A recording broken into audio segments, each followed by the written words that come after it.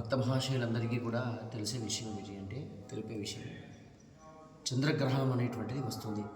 ఈ చంద్రగ్రహణం అనేటువంటిది అత్యంత ప్రభావితమైనటువంటిది. ఈ ఆదివారం నాడు చంద్రగ్రహణం అనేటువంటిది ఉంటుంది. ఈ గ్రహణము రాత్రి 9:56 ప్రారంభమై 1:26 ముగుస్తుంది.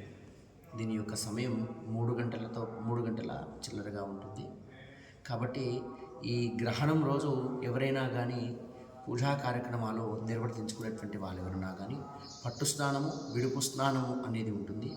అది 9:50 పట్టు స్నానం నిర్వర్తించవచ్చు.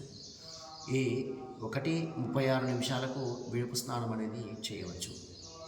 గ్రహ జపాలకు సంబంధించినటువంటి జపం ఏమైనా చేసేదున్నా లేదు పుష్కర స్నానం ఏదైనా చేసేదున్నా ఆ రాత్రి సమయం కాబట్టి నదీ తీరంలో చేయాలనుకునే వారు చేసుకోవచ్చు. లేదు అనుకుంటే తమ గృహంలోనే తము ఆచరించుకోవచ్చు.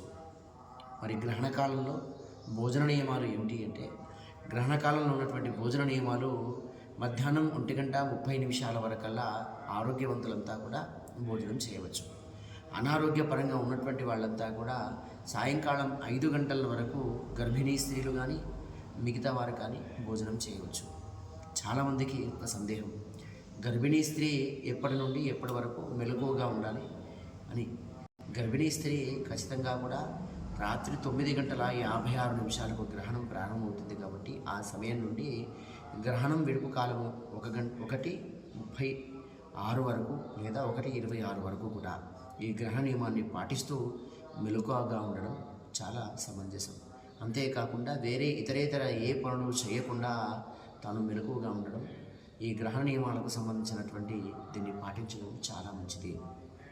తిరిగి మళ్ళీ సోమవారం నాడు పొద్దున లేచి యథావిధిగా మీ గృహంలో ఉన్నటువంటి మిగతా కార్యక్రమాలన్నీ కూడా నిర్వర్తించుకోవచ్చు.